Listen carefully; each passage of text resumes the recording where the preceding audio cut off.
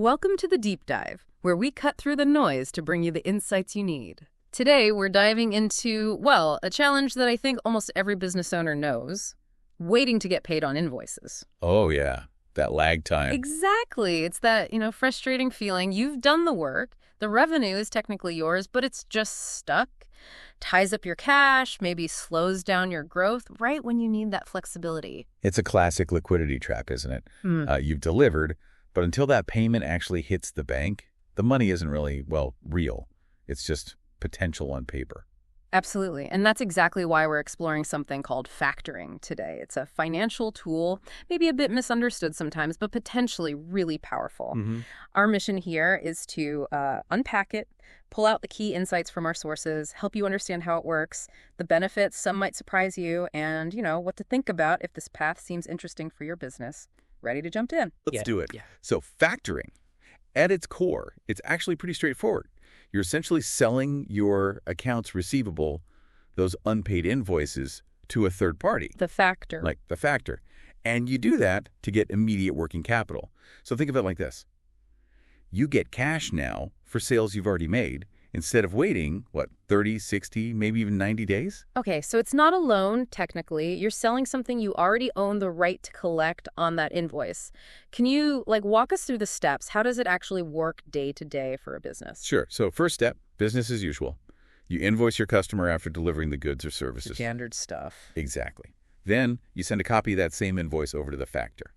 The factor then needs to verify it. Make sure it's legit. They might check a customer portal, maybe call the accounts payable department. Just confirm the details. Makes sense. Due diligence. Right. Once they're happy, the factor advances you a big chunk of that invoice amount, usually somewhere between, say, 75% and 90% upfront. Wow. Okay, so that's the immediate cash injection. Pretty significant. Then what happens? Well, you've got your cash, which is great. Yeah. Now, the customer, when they eventually pay the invoice, they pay the factor directly, not you. Ah, okay. Once the factor receives that full payment, they release the rest of the money back to you, that remaining 10% to 25%. But they subtract their fee first. Right, the fee. We'll get to that. But what about collecting? Does the factor handle chasing the payment if it's late?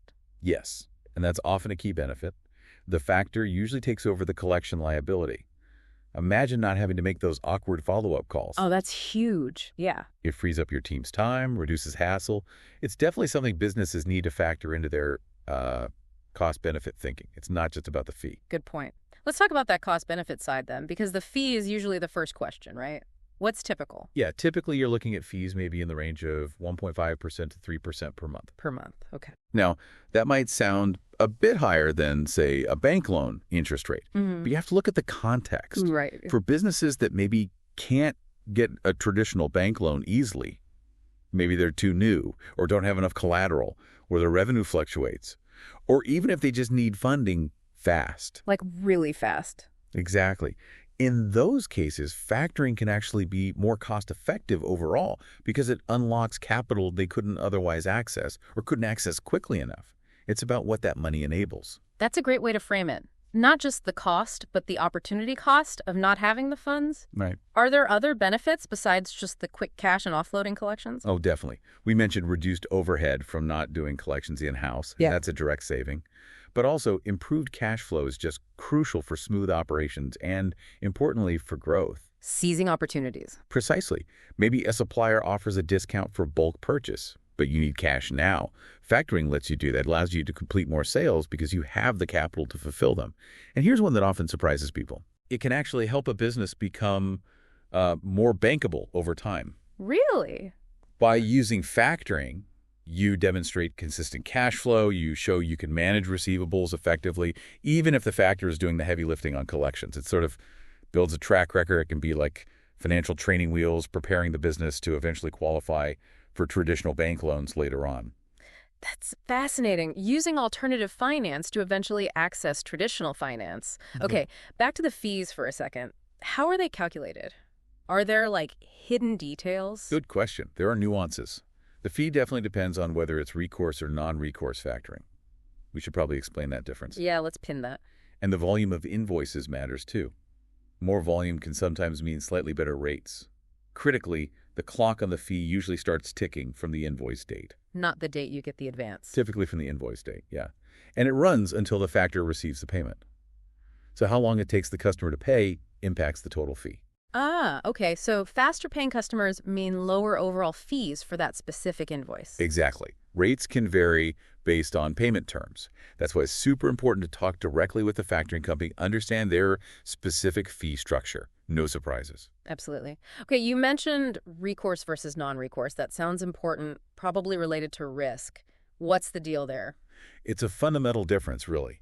With recourse factoring, if your customer ultimately doesn't pay the invoice, say they go bankrupt after a set period, maybe 90 days, the factor essentially gives the unpaid invoice back to you. Meaning? Meaning you, the client business, still bear the credit risk. You're on the hook if your customer defaults. Okay. So what's non-recourse then? With non-recourse factoring, the factor takes on that credit risk. If the customer fails to pay due to financial insolvency, the factor takes the loss, not you. Wow. Okay. That seems like a much better deal for the business selling the invoice. It offers more protection, for sure, but there's a crucial clarification. Always a catch. Not a catch, just an important distinction. Whether it's recourse or non-recourse, you, the client, are always responsible if the invoice isn't paid because your product was faulty or your service wasn't up to scratch. Ah, performance risk. Exactly. Commercial disputes, performance issues, that risk always stays with the original business. Factoring covers the credit risk of the customer, potentially, but not the quality of your own work. That makes total sense. And I assume non-recourse might cost a bit more or maybe have a lower advance rate because the factor is taking on more risk. Generally, yes. The terms, the advance rate, the fee will reflect who is bearing that ultimate credit risk. Non-recourse usually costs a little more. Okay, clear. So considering these structures, who uses factoring? What kind of businesses really benefit the most? The sweet spot is definitely B2B, business to business, and B2G, so business to government companies. Like who, specifically? Well, think manufacturers, distributors, wholesalers, service companies too, like staffing agencies or consultants. Basically, any business selling to other businesses or government entities on credit terms.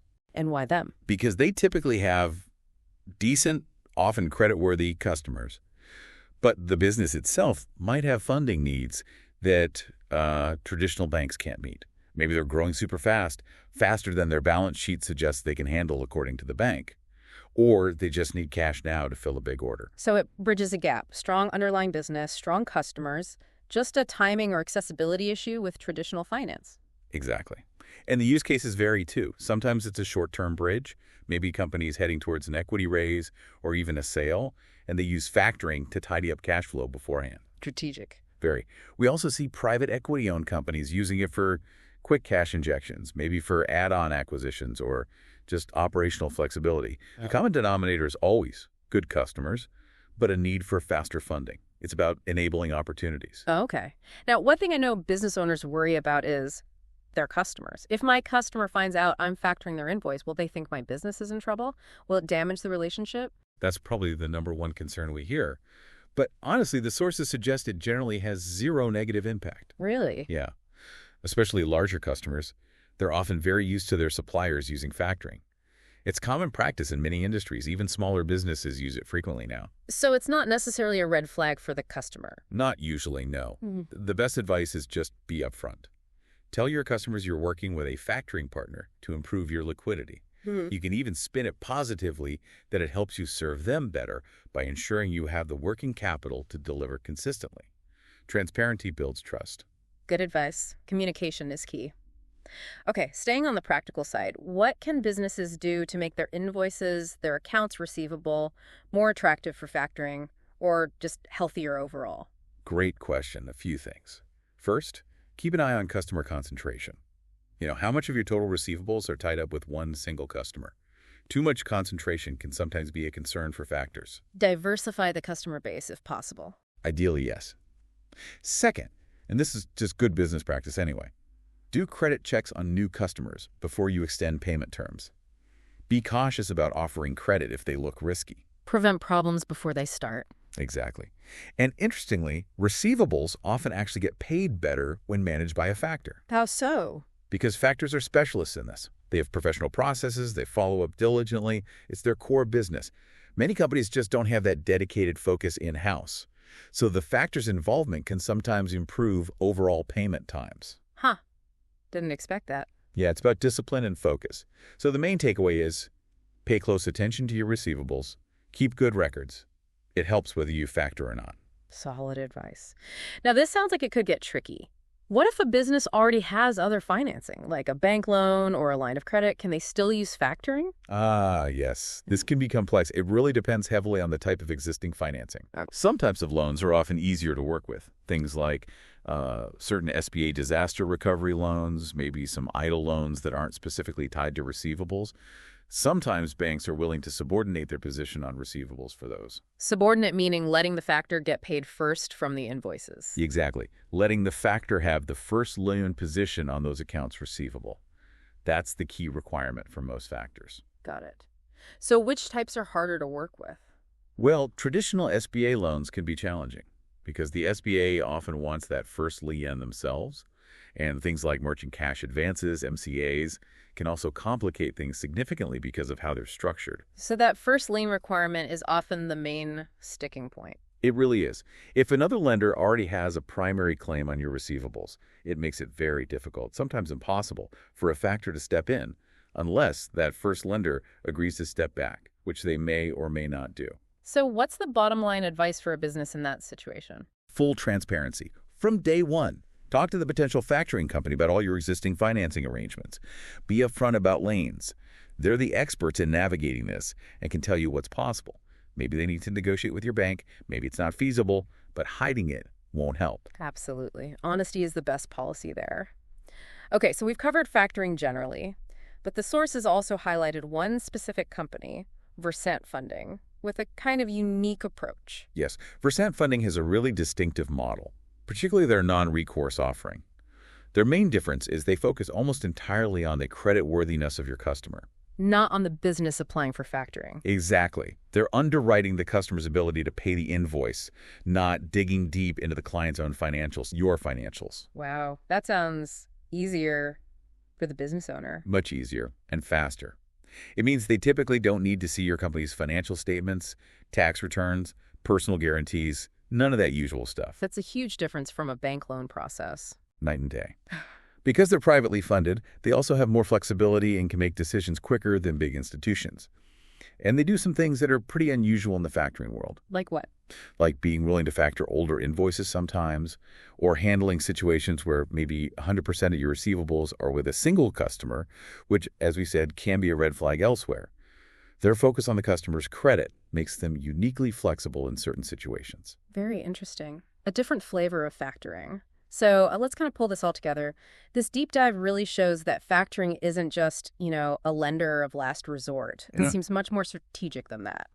Absolutely. It's a dynamic tool. It's about unlocking the cash that's already technically yours, but tied up in receivables. Yeah. It's about enabling growth, improving efficiency, not just patching holes. Moving beyond that old, maybe slightly negative perception. Definitely. It's about seeing the hidden value sitting in your account's receivable ledger and turning it into active, usable capital right when you need it. So, for you listening, what this means is maybe broadening how you think about financing options, recognizing that potential power sitting in your unpaid invoices. Which leads us to our final thought. What untapped financial leverage might your business, or maybe a business, be overlooking right now? What potential growth is waiting to be activated just by rethinking how you manage receivables? Something definitely worth considering. Indeed, and maybe something to act on. That wraps up this deep dive. Join us next time for more insights.